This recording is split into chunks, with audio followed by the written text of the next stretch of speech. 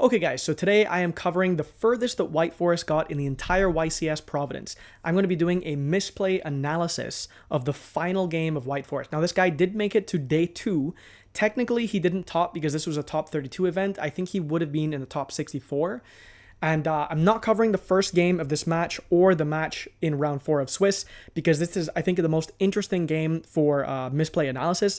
And I want to talk about his thought process, what his thought process probably was with the plays that he made, and how if he had sequenced his plays differently, he would have at the very least been in a very commanding position, or more likely actually just won the game outright and then gone to game 3 and possibly sat on the bubble and got into top 32.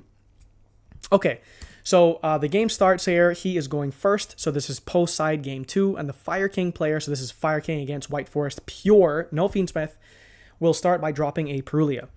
Now there's no response to the Perulia, so the Perulia is going to resolve. That's unfortunate because Perulia is obviously the charm we don't want to play around. But the White Forest player will begin by going Deception, Tribute Droll for cost, and search for Hallowed Azamina. So now we will activate Hallowed Azamina, and here we're going to search for a Murcielago. Now it is worth noting that the Fire King player has drawn 2 Drolls, a Ponix, and a Bell. So the Perulia that he's dropped here, he presumably wants to gain some value off of before he uses the Droll. So even though he has Droll in hand, you know, he's dropped the Perulia, and he's probably waiting for like a Black Witch or a normal summon or something so that he can draw into something before he goes Droll. Because White Forest searches so often that even if you just replace the Perulia with a single draw, you're still going to get a huge amount of value off the Droll. And, you know, having just one Ponix as your only engine in hand is very dangerous spot to be in, so he's probably hoping to draw into some more engine as well. Anyhow, the White Forest player will activate Hallowed and send Deception to bring out Murcielago, and then activate Murcielago's effect to search for Wanted Seeker of the Sinful Spoils. So now he will attempt to activate Hallowed's effect in the grave to shuffle back the on-field Murcielago so that he can go Hallowed Chainlink 1, Wanted Chainlink 2, search for Diabellstar the Black Witch, and bring out Ilya Sylvia and have the Omni Negate on field. Quick note here, belling the Hallowed add back is a pretty good bell location because they will almost never, aside from in very specific game states, they will almost never make Ilya Sylvia first. And so the bell trades with the Omni Negate, and then they lose way, way harder to stuff like Nibiru. So yes, he is not able to add the Hallowed back from grave, so Hallowed and Deception are now currently in grave, as well as the Droll that was tributed for cost for the Deception to get that Hallowed. But Droll has not been dropped yet. So now the Fire King player has double Droll and Ponix in hand. He has 3 cards, double Droll and Ponix in hand. So now the White Forest player will go Wanted because, of course, he can't go Hallowed Chainlink 1, Wanted Chainlink 2 because the Hallowed was stuck in grave. So he Wanteds and he searches for the Black Witch. Now he will Black Witch to summon by pitching a Curse of Diabell that he hard drew. So the Fire King player immediately draws a card, and he has drawn an Imperm off that summon, which is very, very good for him because now instead of double Droll Ponix, he has double Droll Ponix Imperm on the Black Witch summon. So the Chainlinks will be Black Witch and Curse of Diabell. I don't know what they were because I have this muted right now. It doesn't matter for the sake of the game state, but the Fire King player can go Chainlink 3, Imperm on the Black Witch, and cut him off from another Sinful Spoils card. So the Curse of Diabell will resolve, and he will add Filia Diabell from his deck to his hand. So he has Murcielago on field, Black Witch on field, and he's now searched for a Filia. So on resolution of searching for the Filia, the Fire King player will now drop Droll. So the Perulia did not go neg technically. It traded 1 for 1 where he got the Imperm off the Black Witch, which was good timing because he could Imperm the Black Witch. Although, to be honest, at this state, if you can't get back the Hallowed, I feel like getting another Sinful Spoils card is not super important, aside from if you are specifically going to set Sinful Spoils of the White Forest. But going into a Guardian Chimera play is pretty bad against Fire King, but still, you know, it would have been nice to get our extra card there. Anyhow, because he hard drew the Curse, he now has access to the Filia, but the Filia no longer works because the Filia also searches, so presumably he would have gone Filia to search for Diabells, summon Diabells, dump the Vengeance, and now the Vengeance would have a trap and spell in the graveyard to bring itself out, and so he would at least have something on field, and he could go maybe like Black Witch and Murcielago into a Little Knight or something, and then have Little Knight, Diabells, and Vengeance or whatever. I mean, I don't know what's in his hand exactly. But he can't do that, so he's basically forced to go Foolish Burial Goods and dump Black Goat Laughs and then pass turn. So for those who are unfamiliar with the Burial Goods package in White Forest, this card is super flexible. I talked about this a lot in my early profiles. So this card has basically two uses. Either you can dump Curse of Diabel, which will give you Philia Diabel, and that gives you Diabels into Vengeance. So this is a completely independent, separable mini Vengeance engine all on its own. But so that it's not redundant, if you already have access to that stuff, you can dump Black Goat Laughs instead, and that works whether you go first or go second because it's a layer your opponent cannot interact with.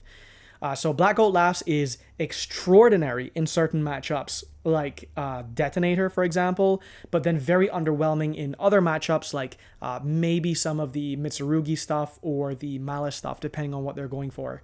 So, yeah, he's basically, because he's now being drolled here, he's just Foolish Burial, the Black Goat Laughs, and he knows what the opponent is playing, and he's going to pass turn here.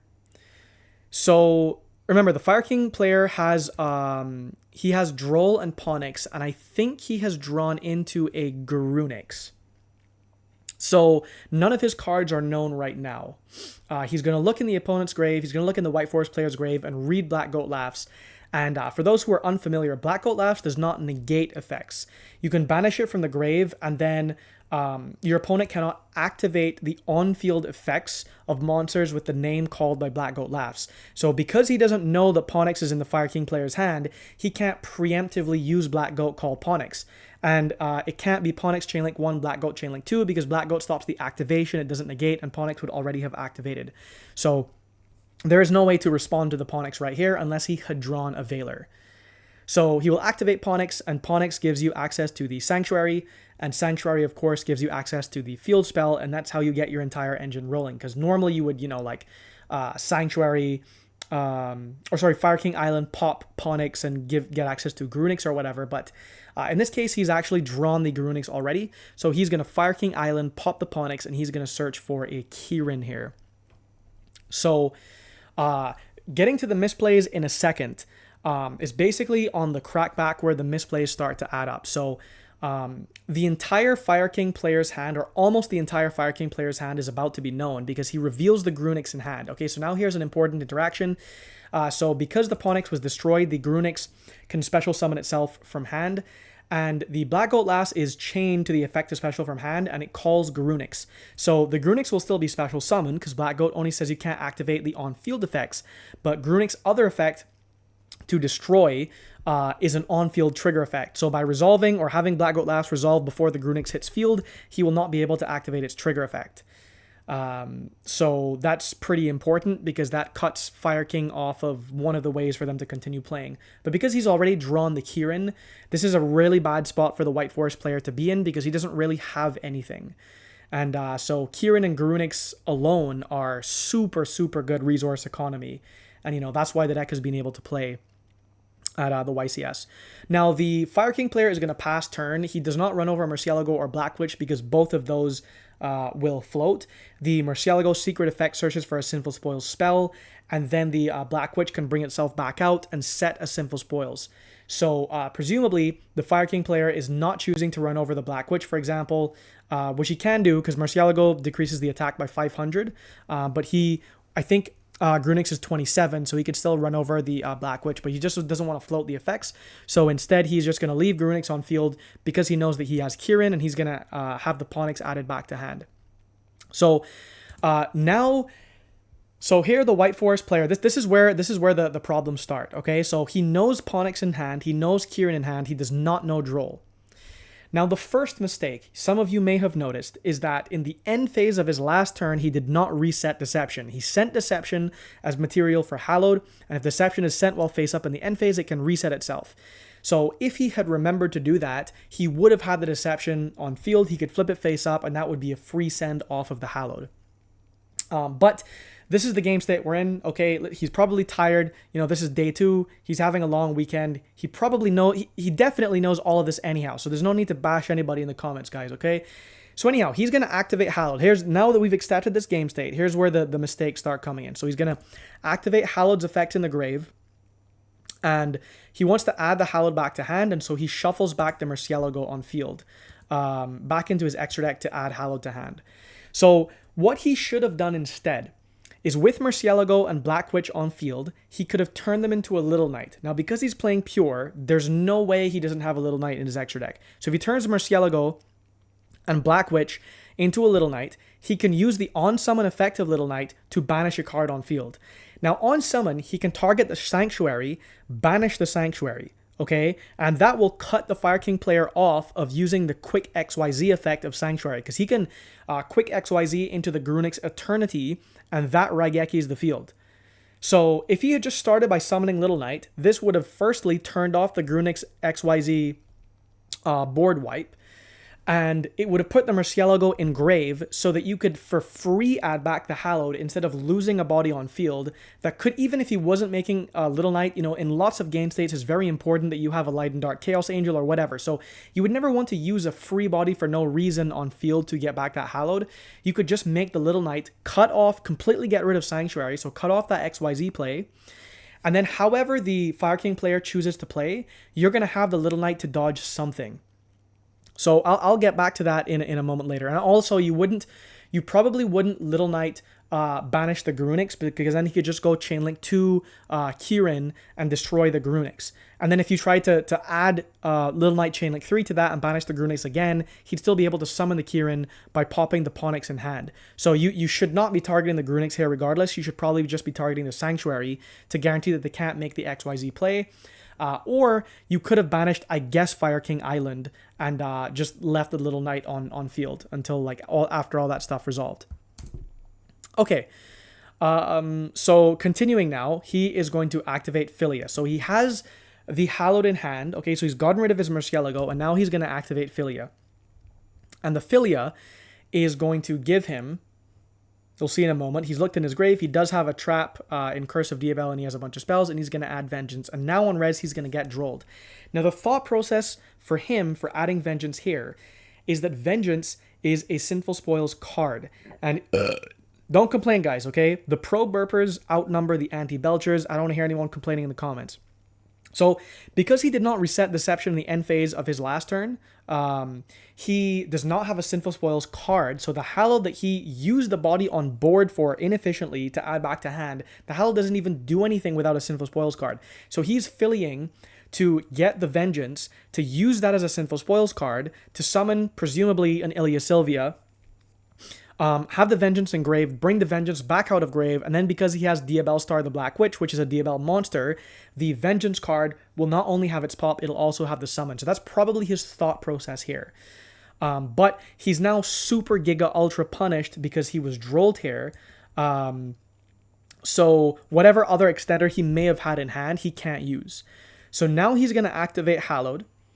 And remember, he knows the Kirin and the Ponix in hand. So he's going to activate Hallowed. The opponent is going to chain Kirin and pop Ponix in hand to summon itself. So now the XYZ play is live, okay, for him. So he can go into the Grunix whenever he wants. So now the White Forest player is going to, he's thinking about what to summon. Here he's going to summon Saul. So even if we didn't go for the Little Knight play, even if right before this game, the Little Knight fell out of his deck and he couldn't find it and it was like under his shoe or something, you could still have made Ilia Sylvia here because the Ilia Sylvia would have turned off the Sanctuary effect to Quick XYZ into the Raigeki Garunix. But now instead he's going to go for Saul. And he's going to declare his trigger and target the Kirin. Now, hypothetically, in a world where this resolved, the Kirin would not be destroyed, and so it wouldn't be able to trigger its effect and pop a card on the field. But realistically, he's just going to go Chainlink to Sanctuary, because the Sanctuary card says, just in case anyone doesn't know, this card says, hold on a second, if your opponent special summons a monster, this is once per turn, you can immediately after this effect resolves XYZ summon one Fire XYZ monster using only Fire King monsters you control. So the White Forest player has just summoned a monster, so now this is Chainlink 1 Saul targeting Kirin, and he can just go Chainlink 2 Sanctuary to Quick XYZ. So the monster target was never going to go to the grave anyhow. So if he was going to do this, he maybe could have targeted the Sanctuary or the Island, but it wouldn't stop the Sanctuary from resolving because the turn player triggers go first and the non-turn player triggers go second. But the real issue here, if he was committing to the The hallowed play is to go for Ilya Sylvia and turn this off. Turn off the quick XYZ. But the first issue is the Little Knight. You know, him not going for a Little Knight and turning this off to begin with, and then being able to dodge whatever, you know, tag out, banish whatever, was the initial play to begin with that caused him this game in the end. So now he is in a horrible position because the Vengeance that he has searched and used as a Sinful Spoils card, even though it's in the grave and he can bring it out for free, there will no longer be a Diabell monster on field because the opponent does indeed bring out the Garunix XYZ, wipes the board, and now it's like, okay, he can bring out Vengeance, and what's he going to do? Is he going to pop the Garunix or the Island? And then it's going to float all of his Fire King stuff again. So that doesn't accomplish anything at all. And now he's realizing that he's played himself into a corner. So initially, forgetting to reset Deception in the end phase to have a free send, which caused him to go for that very awkward play where Philia searched for Vengeance instead of Diabells. Not making the SP Little Knight to turn off the quick XYZ play. And then having Little Knight for additional, you know, protection for later or whatever, just having it as a monster on field, like a pseudo boss monster. And so now he goes for Vengeance and he realizes there's actually nothing to do. So at this point, there's not really anything useful to talk about in the game. If you found this useful, let me know. I am planning on doing some ranked stuff on ladder now that ranked is out and doing some proper match analysis. If you have any suggestions, let me know. Feel free to join the Discord and you can @me in there as I'm still quite active. If there are any other things that I missed or you thought alternative routes he could have gone for, please let me know in the comments. I'd be curious to see if there were different lines too. But that's going to do it for this video. So thanks for watching.